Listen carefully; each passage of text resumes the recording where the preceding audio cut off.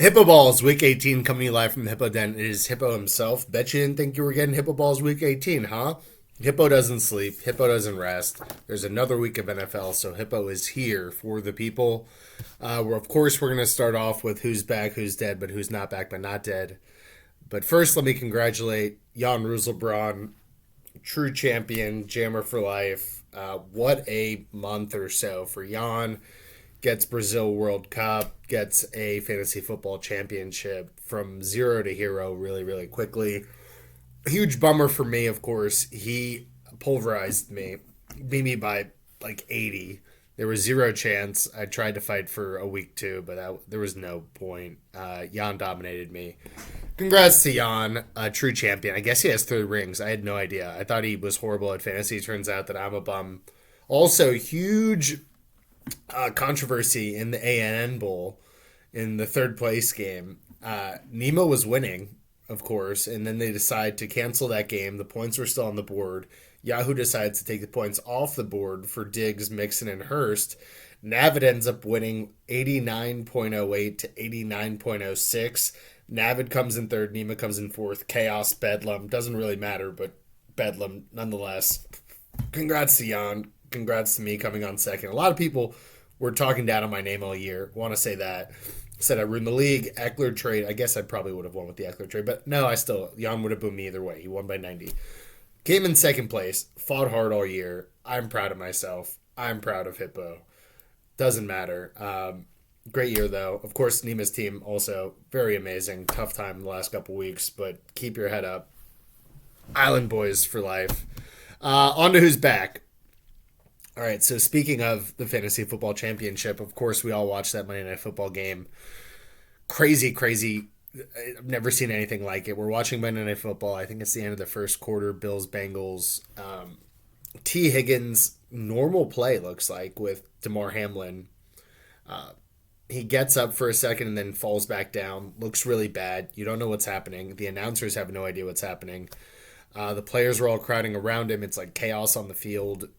People are crying. You don't know what's happening. Did he have a heart attack? Did he tear his aorta? Did he have a seizure? No one knows. They do 8 minutes of CPR on DeMar Hamlin. Seems really bad. And the announcers, it's like a really weird vibe. They tell them to come back out after 5 minutes. The NFL originally says start playing in 5 minutes. The players are like, we're not playing in this. The coaches talk to each other after like 2 hours of back and forth. Eventually, they decide to cancel the game. Game gets canceled forever. They're not going to replay it again. Both teams are playing today, and I think in some part due to the fact that DeMar Hamlin's doing a lot better. Great story that he's doing a lot better. He was intubated. Like I think everyone thought he was going to die. We didn't know if he had brain function. His heart had stopped. We don't know how long during those 8 minutes his heart was stopped. We were asking Eli and Navid what was going on. It was Bedlam, of course, there as well. By the grace of God, of course, DeMar Hamlin's doing much better. He's been unintubated. Is that a word? Unintubated. Seems like he has brain function. He's talking. He zoomed into the Bills meeting, which is great. In the beginning, I guess he asked the doctors who won when he woke up, and they said, "You won the game of life." Very cheesy, but great. He was squeezing hands in the beginning. That was the first good sign. Seems like he's going to recover. Whether he plays football again, I have no idea. But great story. Very happy for Damar Hamlin. He also raised like $7 million for needy children in the area for toys and stuff. I don't know what he's going to do with the money. Good for Damar Hamlin. He's super duper back. Great story. Good for Bills Mafia. Bengals seemed to also be nice. It was mean that they were bullying T. Higgins about it. That was rude. Not T. Higgins' fault, but great for Damar Hamlin. Who else is back? Dr. Love, a.k.a. Malachi Love Robinson, who was originally arrested in February 2016 for practicing without a license as a doctor. He was the kid who was like this. Remember back in the day, the kid with the glasses, the black kid with the glasses who was like this? Hilarious story back in the day how he was basically practicing. He ends up practicing on an undercover cop. He gets arrested for that. And then he gets arrested for illegally buying a car with like a fake check. Now he gets arrested and charged with grand theft and organized scheme to defraud for rerouting payments from a shipping broker to his personal account. This guy's like the number one schemer ever, all time, goated schemer. Next up on Who's Back, we got the space race. The space race. I think this is like a show on Apple. It sounds like, at least, but it's real life.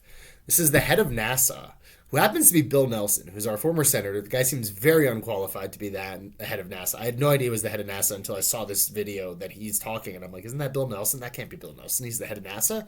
Turns out it's Bill Nelson, and he's the head of NASA. And he says the race to the moon between U.S. and China is getting tighter, and the next 2 years could determine who gains the upper hand. I have no idea what the fuck he's talking about. We've been to the moon a bunch. Can we just go today if we want to go to the moon? He's saying that China's going to go and steal the moon and that we're not going to be allowed on the moon anymore. I have no idea what he's talking about. I think he just wants more money for NASA. I don't know what I think he just wants more funding. He says that over the next 2 years, they're going to determine between U.S. and China who gains the upper hand, and he's worried Beijing can establish dominance on resources and keep us out altogether. I guess this is what Trump was worried about when he made Space Force. I have no idea. I don't understand. We can just go to the moon, I think, and just have someone make sure that they don't do that. I don't know. I don't get it, but it's a cool story. Space race. Next up, we got gun safety. Gun safety is back, and the Second Amendment is back. We have a first grader get into an argument with his teacher in Virginia, and they get into this little dispute. You assume, she's just going to put him in timeout. Turns out wrong. Takes out a gun, bang, shoots his teacher. Crazy. 6-year-old kid has a gun and shoots his teacher. It wasn't an accident. He had a gun and he just pulled it out. Was sick of her shit. Shot her. Crazy. Kids have guns, but, Second Amendment, hooray, America. Great. For us, next up we got the country of Turkey. Is it a country or the continent of Turkey? I think it's a country. Turkey is tired of being the joke of the butt of every joke about Turkey and, every year, whatever, Turkey. They decide they're now going to be called Turkey. Turkey. They're spelling it now T-U, like the smiley face with the dots on top, U dots, R-K-I-Y-E, Turkey. Good for Turkey, I guess. Terrible for map salesmen. They've already been having a tough time the past decade or so with the invention of the internet, and no one's buying maps anymore. They probably have a huge backlog of maps that no one's bought. Now they have to trash them all and write how new Turkey is. They're dead. Turkey, I guess, back. Who else is dead? Everyone in Mexico. Everyone in Mexico. I don't know what part of Mexico this is, but I assume just all of Mexico is burning. El Chapo's son is arrested, and the cartel and Mexican authorities are just like having all-out war. They arrested him one time before, and basically the cartel's like, we're bigger and stronger than you, and we'll just fuck you guys up if you don't give him back. So they gave him back. This time, I guess they did a ton of coke, and they're like, let's go arrest El Chapo's son for real this time.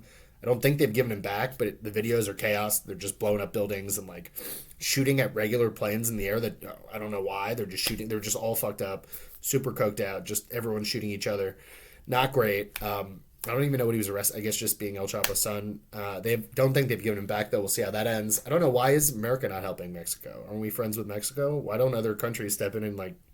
I think because we're sneaky with the cartels. I think we like the CIA and the cartels are boys, and that's another tinfoil hat story. But I think that we like the cartels from what I read online.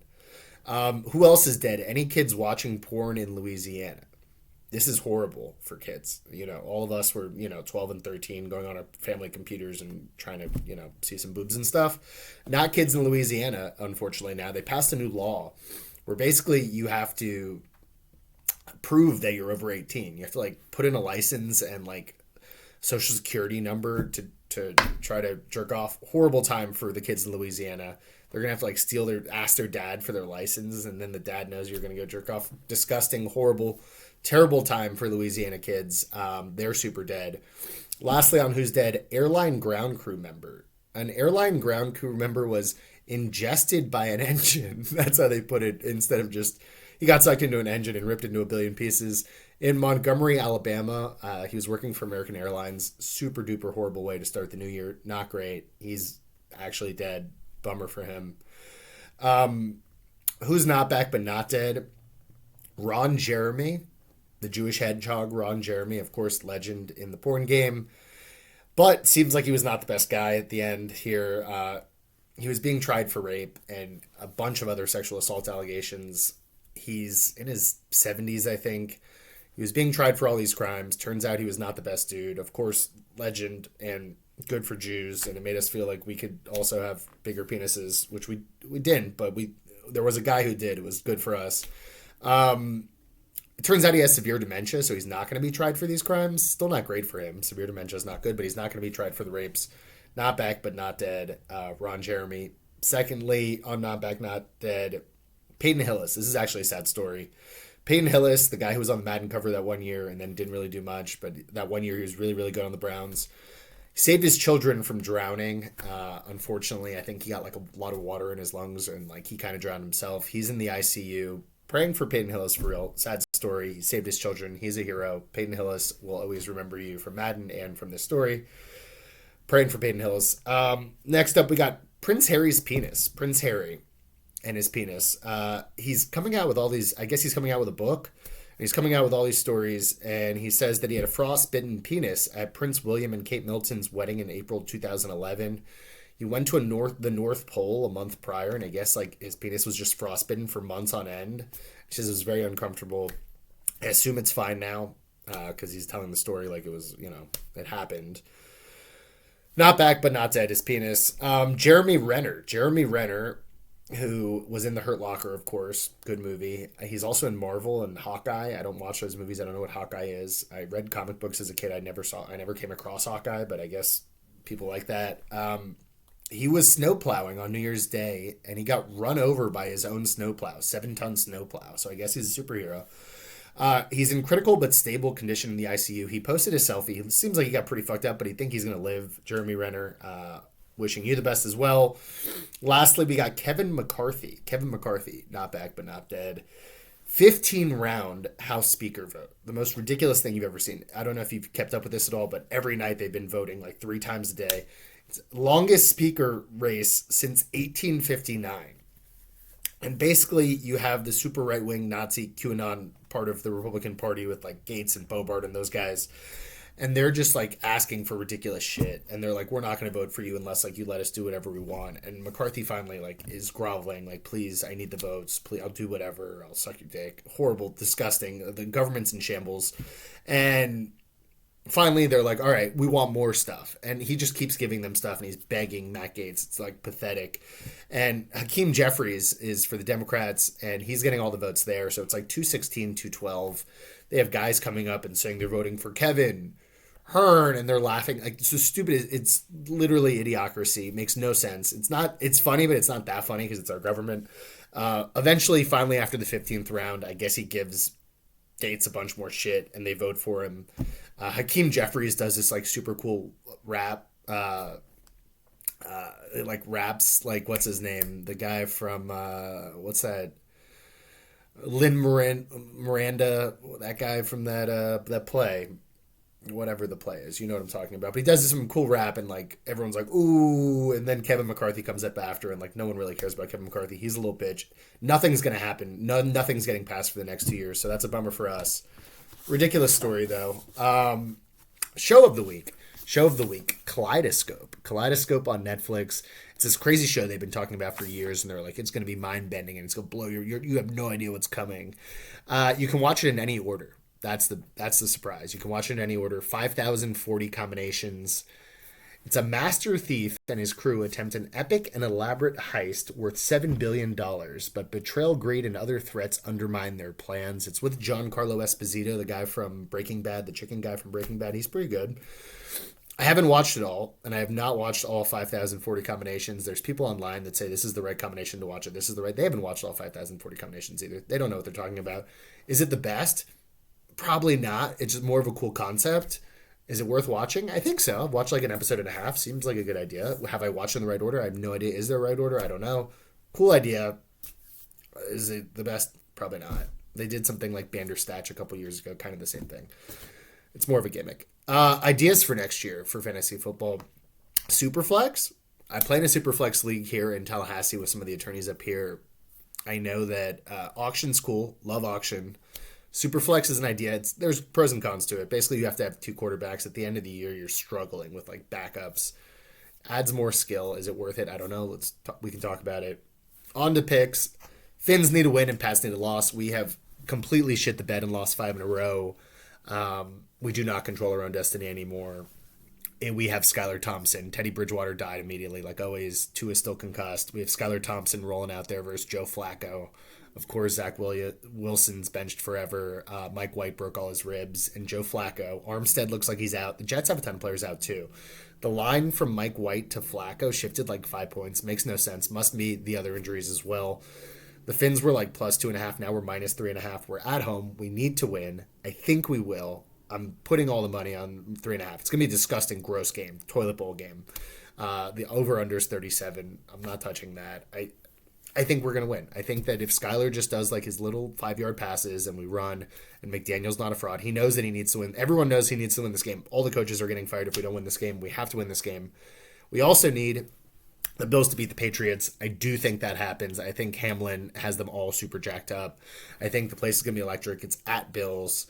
Of course, Bill Belichick has a good defense. It's Bill Belichick. He also needs to win. Doesn't matter. Bills have Angels in the outfield today. They win by 100. Bills -8, hammering that.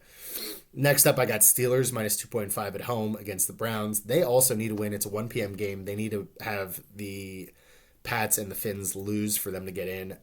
Also, Tomlin has that streak of winning seasons like 20 in a row. I think the Steelers are better. What's his name? Their quarterback has been playing pretty decent. Browns are frauds. Clowney's not even playing anymore. Browns are in shambles. I think Steelers go on to win this game. It's going to be close, but -2.5. I think they'll win by at least 3. Give me that. And then lastly, Packers -5 at home at the Lions. They're in to win and get in. Packers have been pretty hot lately. I know the Lions are pretty good too, but they're not really. They also, I assume, want a better draft pick. Packers -5 at home. I like that. Have a week. Will there be more Hippo Balls? I don't know. Maybe. We'll see.